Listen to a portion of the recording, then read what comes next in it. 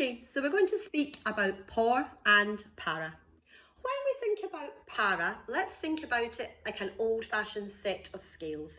That is being equal to this. So, for instance, we would use para for the word for when it's personal things. Para mí, para ti.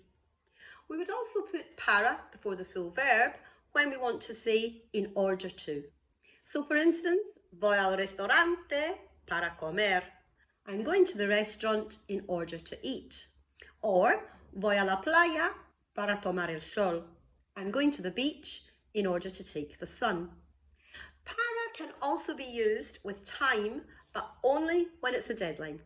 And so, rather than saying I want it by 5 o'clock, in Spanish we would say I want it for 5 o'clock. Quiero para las 5. Por, on the other hand, has more movement to it. Think about por as being like an arrow. Por can be translated as many things.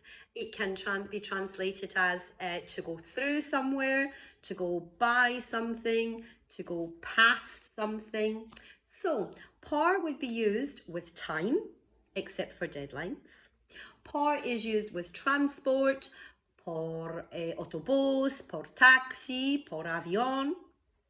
We would use por for in place of or instead of. Yo trabajo para Juan. I work instead of or in place of Juan. Por is used in exchange. I will give you this for that. Okay, so para is like an old-fashioned set of scales, an equal thing. This is for this. Por is much more fluid. It has much more movement to it. To go through somewhere, to go instead of something, to go in place of something. Have a little look through the lessons. If you get stuck, come back and have another look at the video.